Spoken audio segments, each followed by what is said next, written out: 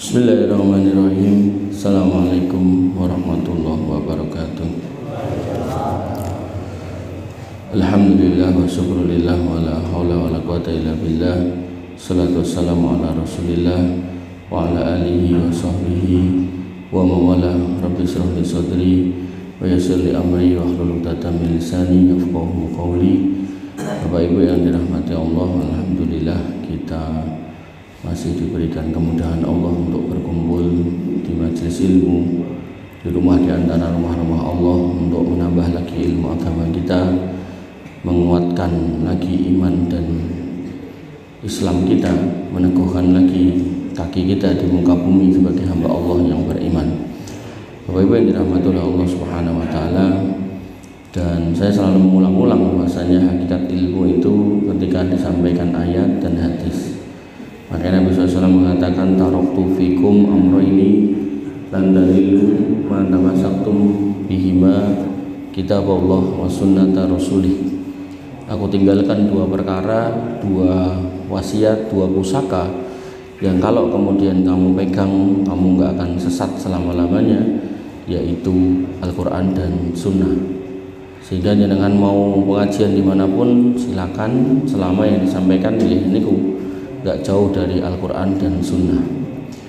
Dan kita sebagai seorang hamba Allah harus selalu senantiasa beribadah, karena memang kita tercipta untuk beribadah. Allah berfirman, wa ma khalaqtul jinna wal insa illa liya'budun. Tidaklah aku ciptakan kalian wahai jin dan manusia kecuali hanya untuk menyembahku. Dan ibadah ini harus selalu hadir di dalam diri kita. Jangan sampai kemudian kita rubah menjadi kepentingan-kepentingan duniawi. Tadi ada tamu sampai jam 5:04 itu membicarakan tentang safari dakwah, tapi ujung-ujungnya golek duit. Saya dengar itu sampai merinding gitu. Jadi tiap titik harus sekian juta. Nanti titiknya cancel siji, gelo, nesu, ustate, ya Allah. Saya itu sampai merinding. Makanya Nabi SAW mengingatkan, man kana tid dunya hammahu. Siapa yang menjadikan dunia itu tujuan hidupnya, farraqallahu alaihi amrahu, maka Allah akan cerai beraikan urusannya. Makanya panjenengan jumeneng ten mriki mangliatkan lillahi taala. Dan dengan yang kemudian kebetulan diamanahi untuk mengelola kajian dan memiliki meniatkan lillahi ta'ala. Wa ja'ala faqrahu baina ainai. Setelah urusannya dicerai-beraikan, hidupnya dibikin ruwet, maka Allah akan selalu hiasi di matanya itu kefakiran. Padahal saya tadi dengar itu sekali muter itu dia dapat 360 juta. Niku kelong sak titik nesu ngomongnya 300 juta kelong siji nesu, ya mungkin targetnya 500 ya, saya nggak tahu ya. Saya itu sampai merinding dengarnya tadi. Walam ya'tihi minad dunya illa ma kataballahu hula. Dan orang ini mau sekeras apapun mengejar dunia, ya dunia hanya akan diberikan sesuai dengan yang sudah ditakdirkan, tidak akan dilebihkan. Wa man kana til akhirah niyatahu. Siapa yang kemudian meniatkan semuanya untuk akhirat, ini yang kemudian melandasi kita dalam hidup sebagai ibadah. Dan dengan satian niatnya untuk akhirat, ben anak bojoku ora mangan barang haram. Dan dengan kemudian kesabin sawah, niatnya biar kemudian menghasilkan hasil yang halalan thayyibah, biar bisa bayar zakat. Ketika itu yang terbungkus dalam setiap perjalanan hidup kita, maka nanti akhiratu niyatahu. Barang siapa yang menjadikan akhirat itu niatnya dalam setiap langkah kakinya, jama'allahu amrahu, maka masalah yang bertebaran itu dikumpulkan, dibikin mudah cerita hidupnya. Wa ja'ala ghinahu fi qalbi, maka Allah akan jadikan kecukupan dalam hatinya. Duwe dit ya uyang-uyu, ra dit nggih uyang-uyu. Mboten bakalan sedih, bukan bakalan stres pun, mboten mungkin stres. Wa atathu dunya wa hiya raghimatun, dan dia akan datangkan, Allah akan datangkan dunia itu bahkan di bawah kakinya dalam kondisi terhina.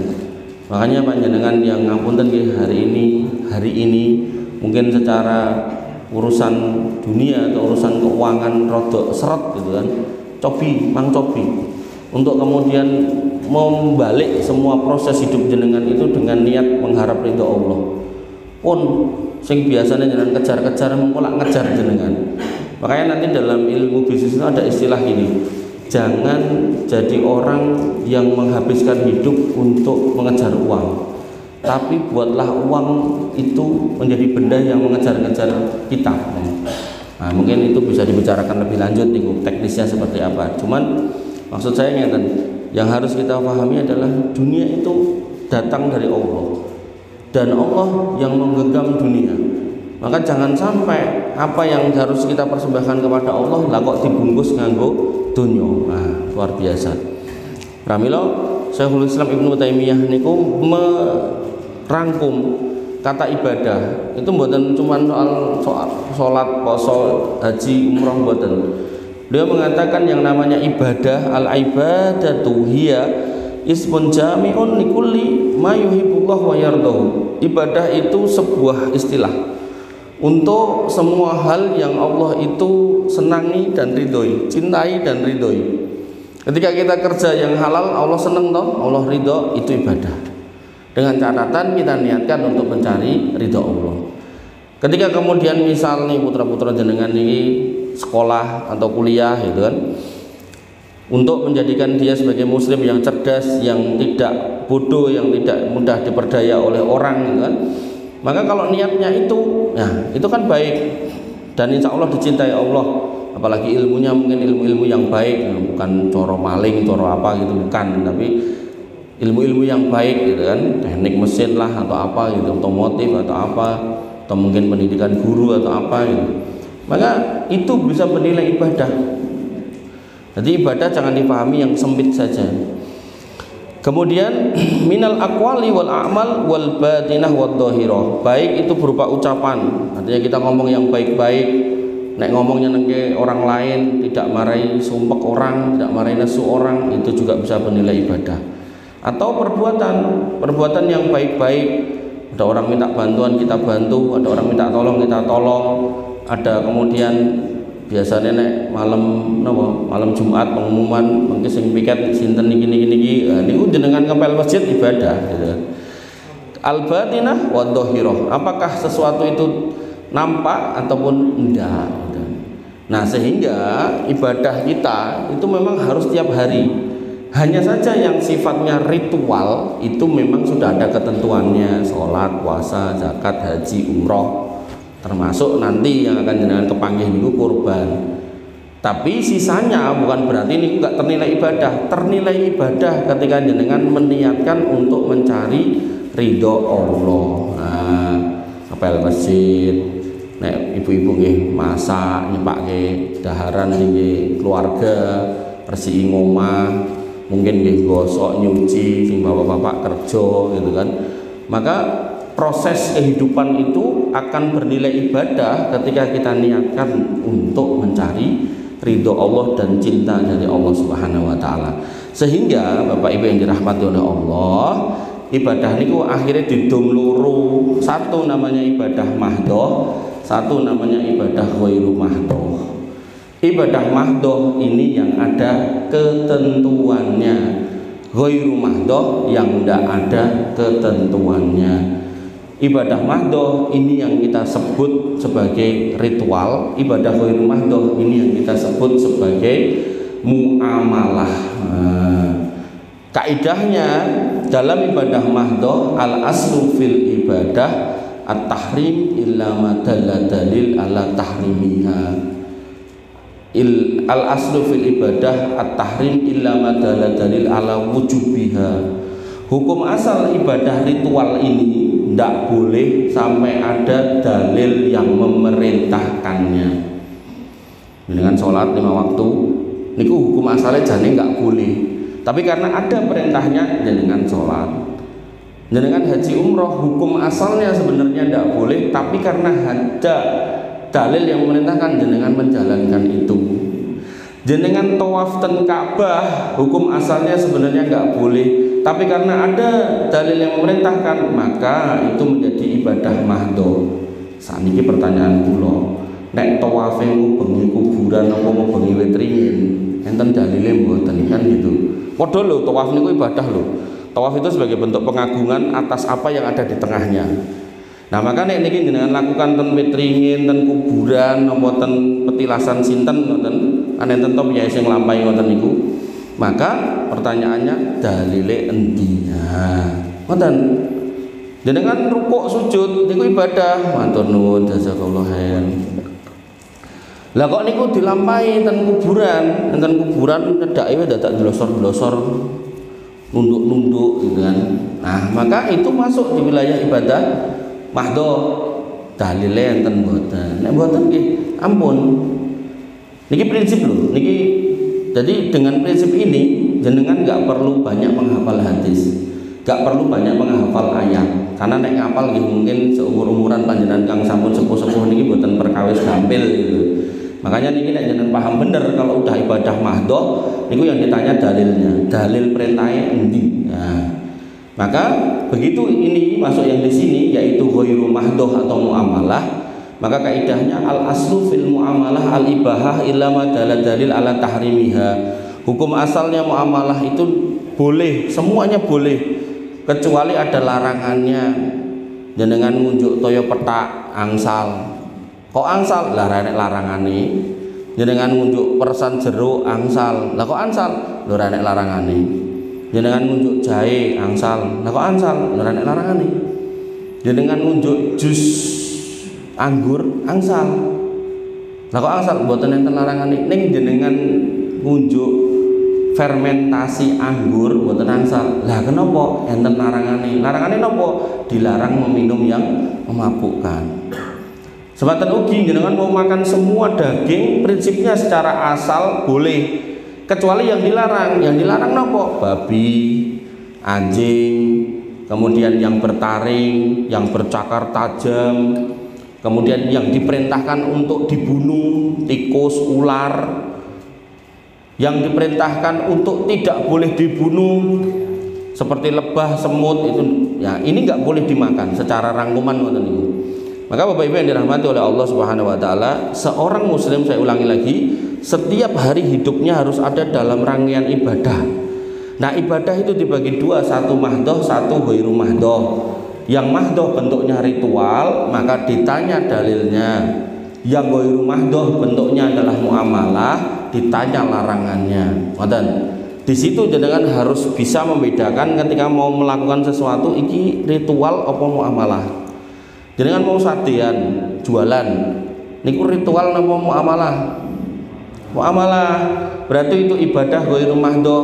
Hukum asalnya jenengan jualan apapun boleh kecuali yang dilarang. Berarti yang dicari larangane. Apa to sing ra entuk didol? Barang haram enggak boleh, barang najis enggak boleh, barang yang membahayakan orang lain enggak boleh. Haram pun ngertos contone, najis pun ngertos contone. Barang yang membahayakan orang lain contohnya apa? Ngedol mercon. Berarti tuku ya ra entuk, ngedol ra entuk, tuku saya meneh. Nah, berarti kayak di tanahku nggo tuku mercon ya dosa gitu. Nah, niki mahdoh ghairu mahdoh. Bapak Ibu yang dirahmati oleh Allah Subhanahu wa taala, sehingga ketika kita kembali kepada misal nanti bulan depan kurban. Nah, kurban niku masuk mahdoh atau ghairu mahdoh? Pak, mahdoh. Kenapa? Karena itu sebuah proses ibadah yang ada ketentuannya. Ngoten to? Maka ketika ada ketentuannya, maka yang ditanya dalilnya. Nah, dalilnya yang pertama, Quran surat As-Saffat ayat 102 sampai 107. Artinya nek niki pun enten dalile, niki jelas ibadah. Yang merintahkan Allah, diperintahkan kepada Nabi Muhammad SAW. Nabi kemudian mengajak umatnya untuk melakukan, dibuktikan dengan beliau mencontohkan. Nah, saya sebagai seorang dai yang menyampaikan, ya saya sampaikan dalil-dalilnya. Jenengan sebagai mat'u yang mendengarkan, jenengan simak. Oh, nek iki memang ibadah mahdoh yang nyuruh Allah dan Rasulnya, Ya, berarti orang beriman harus sami'na wa ata'na. Nah, maka kembali ke sini. Dalilnya yang pertama, Quran surat As-Saffat ayat 102 sampai 107. Kisah tentang Nabi Ibrahim dan Ismail. Insya Allah jenengan pun asring mireng ning boten napa-napa kula bacake ben merefresh. Allah Subhanahu wa taala berfirman, qala ya bunayya inni ara fil manami anni atbahuka. Le aku ndek bengi ndelok nek aku mbeleh kowe.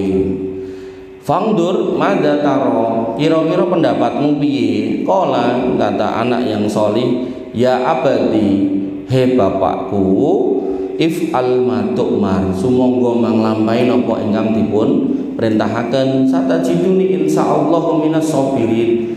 Insyaallah kula niku bakal dados lare ingkang sabar. Ini bapak yang solih melahirkan anak yang solih. Ngoten. Makanya anak yang solih itu nek dikongkon bapaknya mangkat. Nah, nek ngapunten nggih, ini kita cek di rumah. Le, sadan ayo sholat. Nah, anak kita gimana nih responnya? Kalau dia mengatakan siap pak, mangkat. Wah ini anak solih, tapi nek sholat terus ya ono ya ini. Monggo jenengan sing punya inilah pengertian di rumah itu harus gimana? Napa diselentik, napa digendong, napa pripun, monggo. Kemudian ayat berikutnya, falamma aslama watallahu lil jabin, ketika keduanya telah pasrah dan Ibrahim membaringkan putranya di atas pelipisnya untuk disembelih, jadi sudah siap untuk digorok gitu kan. Wa nadainahu ayya Ibrahim, maka kami memanggilnya, wahai Ibrahim, qad sadaqata ru'ya, kamu telah membenarkan apa yang kamu mimpikan. Dan soal mimpi ini adalah urusan gaib, maka syariat ini sudah tidak bisa datang pakai mimpi. Artinya ketika kita ngomongkan barang gaib, Allah sudah mageri alimul ghaib fala yudhiru ala ghaibihi ahada illa man irtada mir rasulin. Allah Maha tahu atas yang gaib, dan yang gaib hanya dikabarkan pada rasul-rasul yang diridhoi, enggak semua rasul dikabari. Dan terkait syariat kurban ini, maka sudah tidak lagi pakai mimpi syariatnya, pakai dalil. Nanti dalilnya saya baca. Jadi kisah ini nggak boleh terjadi hari ini, ya. Mungkin enten bapak anaknya dibeleh, apa kamu beleh? Mimpi dek bengi, niku setan yang wisiki. Pun buat enten syariat beleh anak, ya.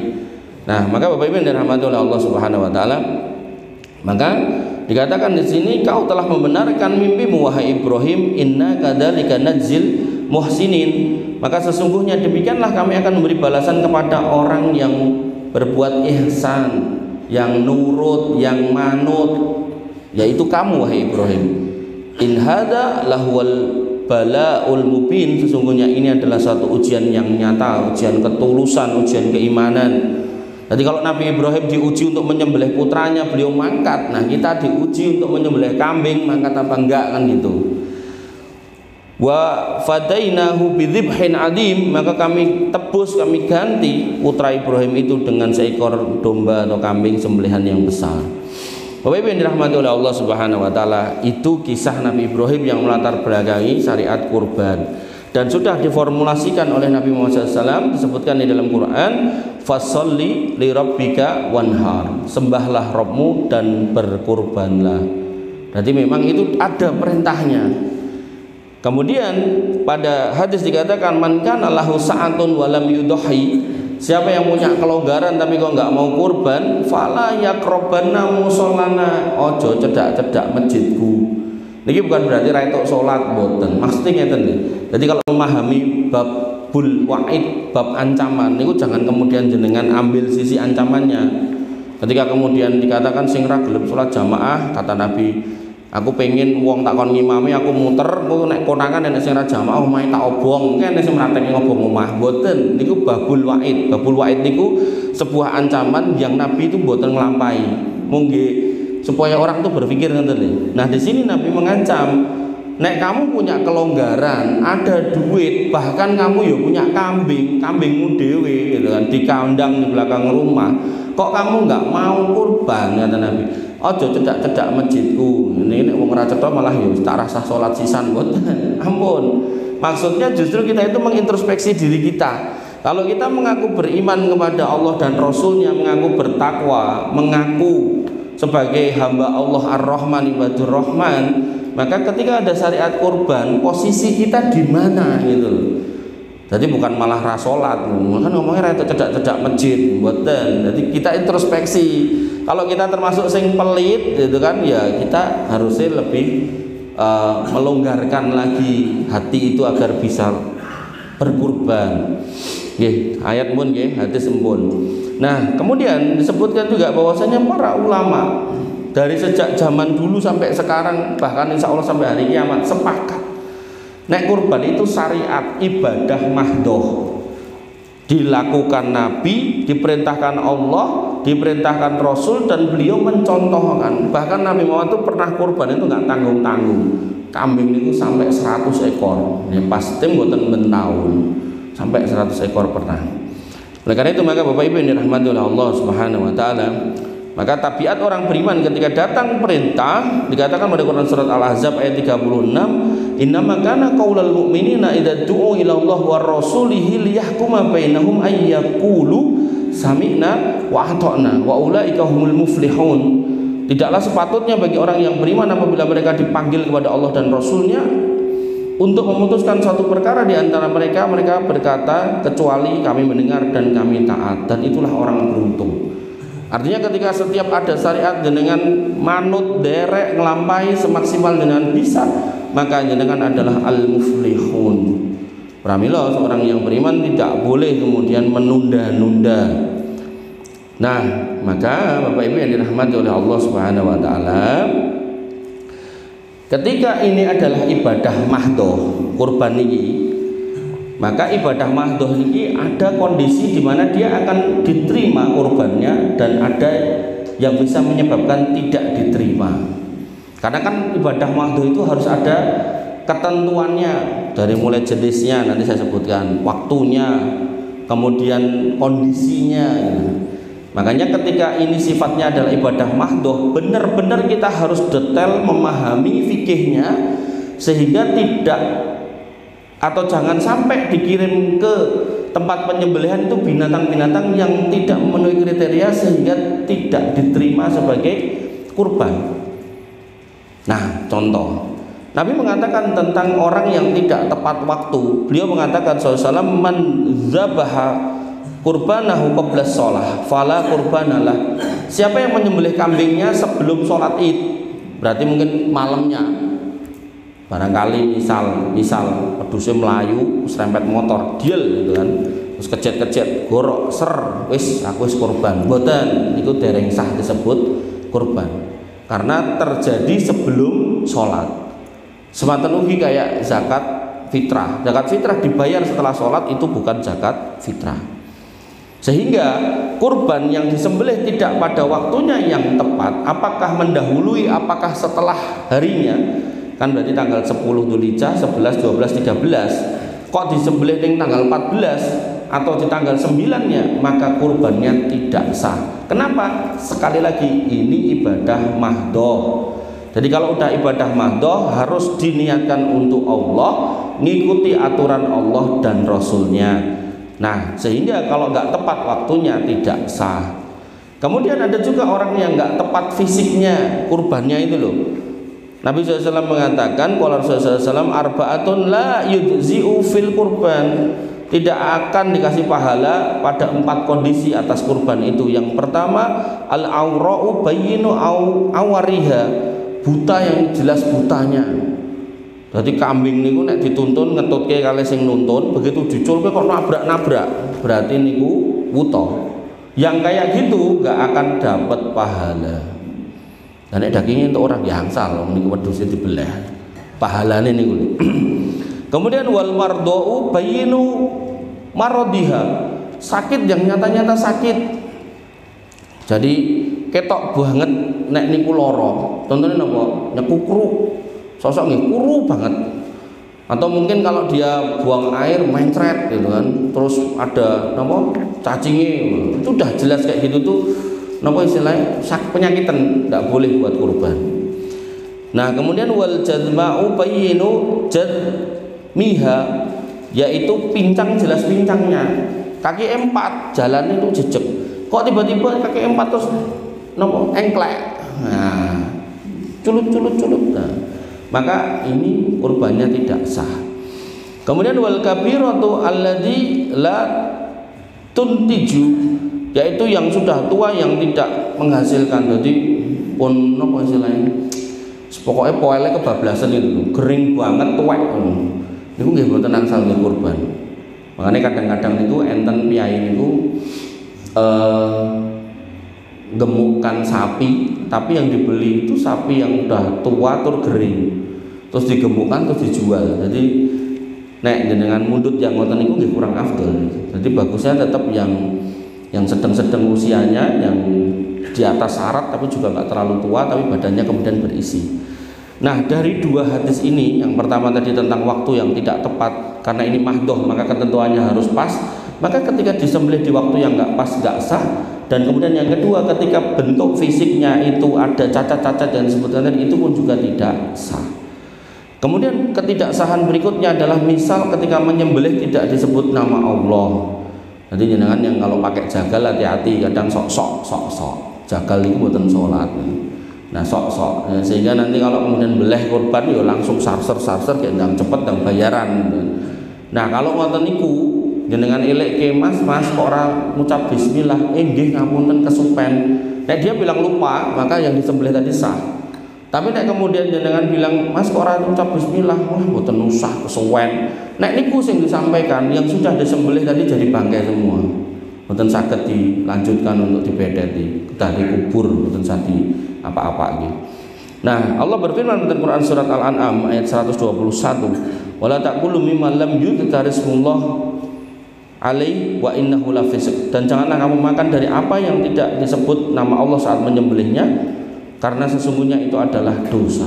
Nah, karena dosa berarti haram. Bapak Ibu yang dirahmati oleh Allah Subhanahu wa taala, kurban ketika waktunya enggak tepat, kondisinya enggak tepat, caranya enggak tepat, itu bisa menyebabkan kurbannya tidak diterima. Termasuk ketika tujuannya tidak tepat. Ada orang nyembelih ayam, terus digawe ingkung, terus ditoto sedemikian rupa, didekek ten sawah atau didekek di tempat-tempat yang dikeramatkan, itu kurban.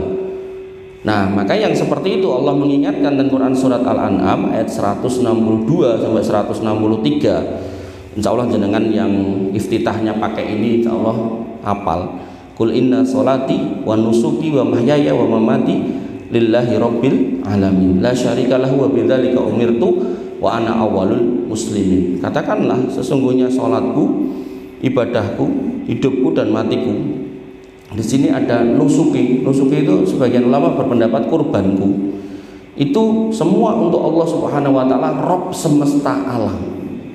Sehingga ketika jenengan berkurban bentuk apapun, entah itu kambing, entah itu sapi, entah itu ndase tok, kan, atau ayam ingkung tadi, bahkan jenengan masih ingat saya pernah sebutkan di sini ada dua laki-laki yang satu masuk surga karena lalat, yang satu masuk neraka karena lalat, bahkan laler atau mungkin kembang 7 rupa, nek niku jenengan persembahkan kepada selain Allah, maka itu jatuh dalam kesyirikan.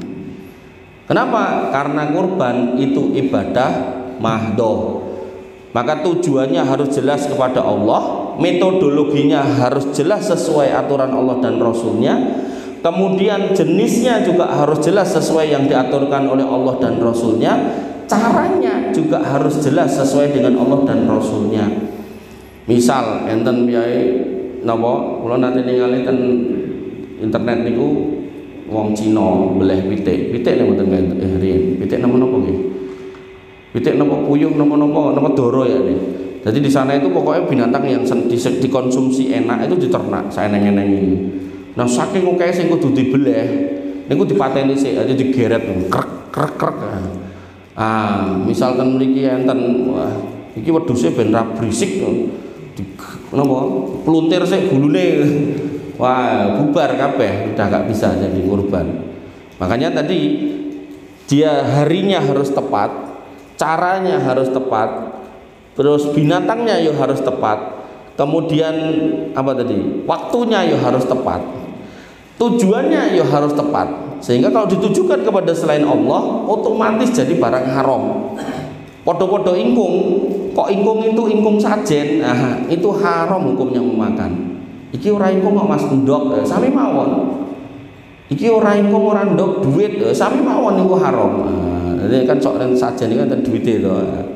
Nah, terus piye? Nah, niku nek jenengan manfaatke jenengan ambil, kasihkan ke orang yang benar-benar butuh. Tapi nek jenengan dalam posisi yang butuh ya silakan. Tapi nek jenengan butuh itu maksudnya antara hidup dan mati ngoten.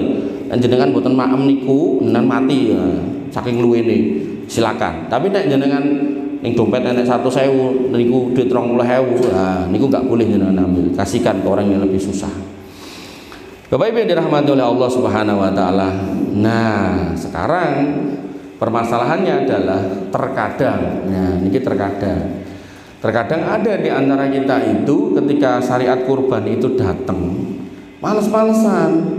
Padahal jelas tadi runutannya, cerita kisah curi toladannya dari mulai Nabi Ibrahim, kemudian diwahyukan di dalam Quran, disampaikan di dalam hadis, dicontohkan oleh Nabi Muhammad SAW, disepakati oleh para ulama, formulasi hukumnya jelas sebagai ibadah mahdoh.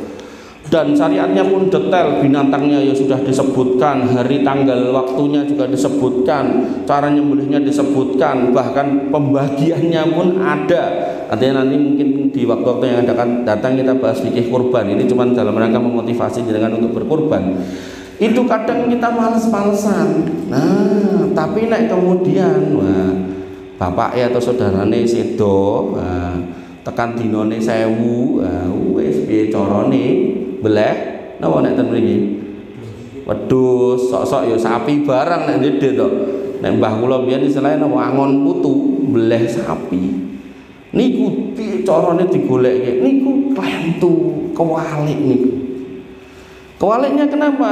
Karena menyembelih tadi, saya ulangi lagi ben jenengan padang jinglang, menyembelih tadi masuk dalam ibadah mahdoh. Ketika masuk dalam ibadah mahdoh berarti butuh perintah, butuh dalil.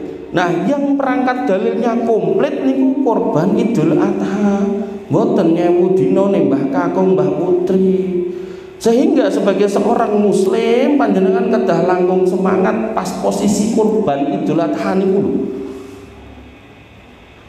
Makanya ketika kemudian jenengan menyembelih, pastikan tujuannya apa. Kalau tujuannya adalah sekedar untuk dikonsumsi, maka di situ mungkin ada hukum boleh atau mubah. Tapi kalau sudah tujuannya untuk pengagungan sesuatu seseorang tertentu, maka di situ butuh dalil. Nah, sehingga ketika panjenengan menyembelih untuk merayakan 1000 hari kematian si A si B, saudara kita, orang tua kita, maka karena itu sudah diniatkan, untuk suatu kegiatan yang tidak semata-mata untuk dikonsumsi, nah maka jenengan butuh dalil. Nek mboten enten dalile bahaya. Karena Ibunda Aisyah mengatakan man ahdasa fi amrina ma laisa lahu fi ma laisa fihi fa huwa raddun. Siapa yang beramal dan kemudian amal itu masuk dalam wilayah mahdoh ini, kok nggak punya dalil, maka dia nggak akan dapat pahala. Nek niatnya nyari pahala. Tapi nek mung niate pengen ngumpul ke anak putu buat makan-makan, mungkin masih bisa itu hukumnya menjadi mubah. Hanya saja ketika mubah ketemu dengan sunnah muakkadah, jadi hukum kurban itu ulama berbeda pendapat, tapi secara umum, secara garis besar mayoritas ulama niku menyebutnya sebagai sunnah muakkadah. Sunnah muakkadah niku sunnah yang sangat ditekankan. Nek bisa jangan sampai ketinggalan. Makanya enten orang niku memplanning ngeten. Tahun ini aku kurban, sesuk ora. Nah, kurban meneh tahun ngarepe niku klentu. Seorang muslim yang baik dan benar kalau memang setiap tahun diberikan kemampuan oleh Allah mangkurban tiap tahun. Bahkan nek memang sanggup lebih dari satu, sumangga jangan satu. Tapi kalau memang mampunya satu kambing itu bisa untuk sekeluarga. Ini kurbannya Mbah Panggi sekeluarga boleh kalau memang mampunya satu. Tapi kalau kemudian benar-benar longgar, yotrone kathah, turah-turah, nganti sosok diurak arek tikus, duwite niku, niku nggih mending dienggo kurban itu. Makane kula bocori, kula mboten pamer. Kula niku ben taun kula usahake. Niku anak kula 6, kula kali bojo loro. Bojone siji, maksudnya aku karo bojo wong loro ngoten lho. Dadi 8 gitu. Kula niku berusaha setiap tahun kurbane 8. Wedhus kabeh. Nah, wedhus kabeh ning kula ecer-ecer masjid mriki ngoten lho. Ngoten. Dadi niku kula usahake, tapi nek mboten saged nggih sak tekane mungkin 3, mungkin 2. Tapi insya Allah saya setiap tahun tidak cuma 1, mau paling tidak 3 paling tidak. Makanya Bapak Ibu yang dirahmati oleh Allah Subhanahu wa taala, kembali ke nyewu tadi. Ketika jenengan niate nyewu itu untuk nyagoleke ganjaran Mbah Kakung, nah pertanyaannya dalile mana? Kan itu mahdoh. Nah, sehingga ketika niatnya cuma buat makan-makan, insya Allah boleh. Neng pertanyaan berikutnya, apa dadak ngenteni tanggal atau dino yang ke 1000? Kenapa ora 997 wae gitu kan? Di situ loh.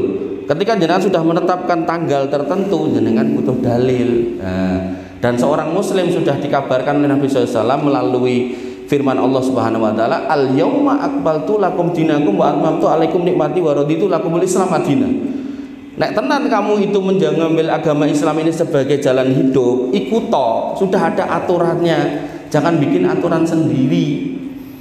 Nah, aturan apa yang kemudian Nabi sudah gambarkan tentang orang yang mati? Nabi mengatakan bahwasanya idza mata ibnu Adam in qata'a amaluhu illa min salasin.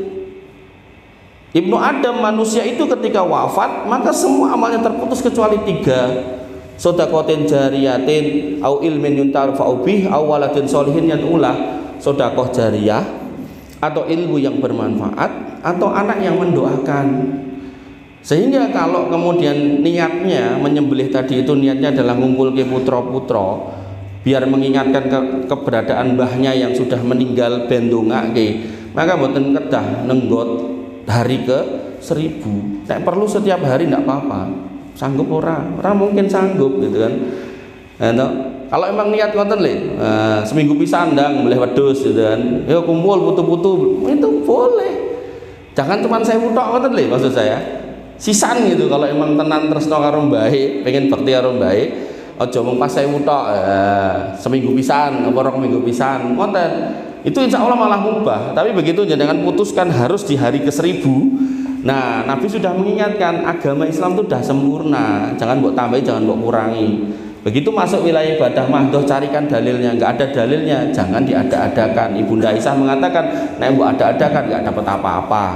Eman-eman ngelumpuk ke golek wedhus segala macam dipotong ternyata enggak dapat pahala. Nah, maka ketika niatnya pengen ngumpulkan saudara handai tolan, disepakati kumpul sebulan sekali, monggo, 2 bulan sekali, monggo, boleh ke wedhus entuk, boleh ke unta angsal. Nah, nanti dielekke sanak saudara semua, Mbah Kakung sudah meninggal dunia. Nggih niki kumpul-kumpul dalam rangka menjalin silaturahmi, niki pun dibelehke patungan pun beleh dinosaurus kalih gitu kan. Nah, ampun kesupen ndongake soalnya Mbah Kakung mboten betahke napa-napa, sing dibetahke namung donga. Monggo jenengan lampahi 2 bulan sekali, 3 bulan sekali. Jangan cuma 1000 dina tok. Ketika sudah 1000 dina tok jenengan putuskan, jenengan butuh dalil. Enggak ada dalil, maka hati-hati ya. Bapak Ibu yang dirahmati oleh Allah Subhanahu wa taala. Kemudian nggih, sehingga ketika memang nggih bertemulah niki kurban Idul Adha dan kemudian niki 1000 hari, maka seorang muslim tentu akan ngeboti Idul Adha daripada 1000 hari. 1. Yang kedua, ketika memang ketemu seperti ini, jenengan tetap mau melakukan yang 1000 hari, maka sebaiknya jangan dipaskan di hari yang ke-1000. Jenengan bisa lakukan kapan aja, mungkin hari yang ke-700, hari yang ke-500, 600, silakan, atau setiap 100 hari. Nah, silakan jenengan boleh wedhus, boleh napa mawon dinosaurus wae hangsal gitu kan. Untuk ngumpulke ngrengketke mulih anak putu ya toh, dan kemudian ngelekke mbahe butuh donga, silakan. Jadi jangan diputuskan di hari itu. Dan kalau jenengan mau belajar perbandingan agama atau pernah dengar, sebenarnya yang kita lakukan biasa itu 745 dan 7 terus pinten 40 100 terus 1000 niku sebenarnya budaya agama lain yang menjadi peninggalan yang belum selesai untuk dibersihkan zaman Kanjeng Sunan pada waktu itu. Makanya ketika kemudian sekarang sudah ada dakwah seperti ini bukan berarti alergi dengan metode dakwah Sunan, mboten. Kita tetap berterima kasih, bersyukur atas apa yang dilakukan oleh para sunan-sunan dulu. Hanya saja ketika kemudian zaman sudah berjalan maju, maka kita jangan mundur ke belakang. Artinya para sunan itu memang seorang manusia yang Allah berikan kemuliaan untuk berdakwah dan sudah bisa merubah masyarakat yang beragama nenek moyang yang berubah menjadi muslim, dan kita adalah anak turunnya. Nah, qadarullah inilah mereka umurnya terbatas. Maka kita sebagai anak cucu dari orang-orang itu, saya nggak akan ngaku anak cucu Sunan Sinten boten gitu kan. Neng maksud saya kita harus melanjutkan perjuangan itu. Bahwasanya yang terbaik dan terbenar itu ya agama yang dibawa oleh Nabi Muhammad SAW. Makanya ketika memang itu kita fahami itu bagian dari hal yang kemudian tidak punya dasar. Nek zaman dulu itu dilakukan dalam rangka untuk agar dakwah itu diterima. Lah nek sakniki pun cetha kok mboten usah ndak dilampahi ngoten niku, malah jenengan kelangan ra etok apa-apa. Itu yang saya yakini. Alhamdulillah Bapak Ibu yang dirahmati oleh Allah Subhanahu wa taala, seharusnya kita adalah orang-orang yang bersemangat ketika hari raya Idul Adha itu datang. Salah satu bentuk semangatnya kita mempersiapkan diri. Bahkan ini saya sampaikan sebulan sebelum kurbannya agar jenengan cepak-cepak, ki ndang dicepake. Nek perlu ki ndang disiapke danane niku lho. Nah, putrane enten 6 dikontake siji-siji, ayo kowe arep ngewangi mboke pira? 500 wis ora apa-apa. Ping 6 kan 3 yuta tok wedhus siji. Lah nggo apa to mboke pengen kurban, sing ra ndidit, ngerti dhewe mbok wis tuwa ora iso kerja. Biyen direwangi nderep ning sawah golek mangan kowe, saiki wis ra iso gegere wis bengkong. Nah, pun dicethake ben mudeng putrane, transfer 500. Mungkin putra sing ke-6 karepe transfer 500 kon nule kokean dadi 5 yuta. Nek anak ra cetha ya dijaluk meneh, mbok balekke 4,5 juta. Niku ditukokke kurban. Nah, monggo mundhut piyambak angsal dititipke takmir nggih angsal pun dibeleh wis insyaallah niku setiap tetes darah dari kambingnya, setiap bulu dari sapinya nek niku sapi, atau setiap apapun lah cuwil dari dagingnya, wah itu akan menjadi saksi untuk jenengan di akhirat. Bahkan tapi hadisnya mboten sahih, bahkan yang sering disebar-sebarkan itu mungkin itu kewan kurban itu dibentuk ke tunggangan jenengan ken numpak. Ning hadisnya mboten sahih niku.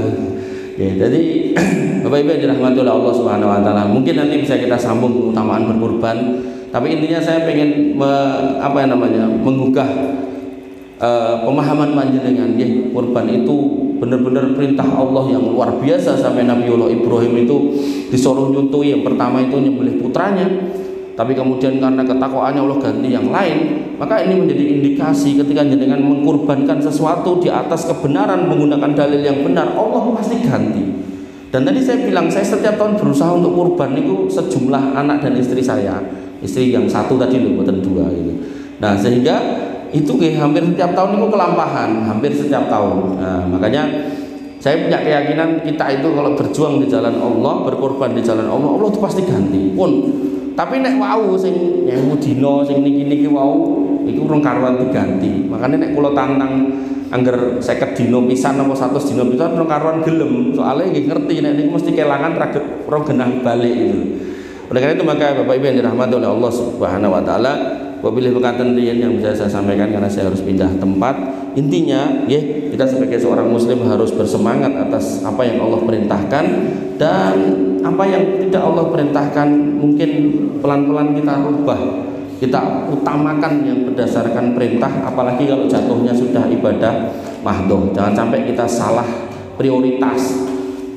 Yang Allah perintahkan ora semangat, yang Allah enggak perintahkan malah semangatnya laukul. Jangan sampai kita menjadi orang-orang yang merugi di dunia, yang pasti akan juga merugi di akhirat. Kurang lebihnya saya mohon maaf. Allahu minkum subhanakallahumma wa bihamdika asyhadu an la ilaha illa anta astaghfiruka wa atubu ilaik. Assalamualaikum warahmatullahi wabarakatuh.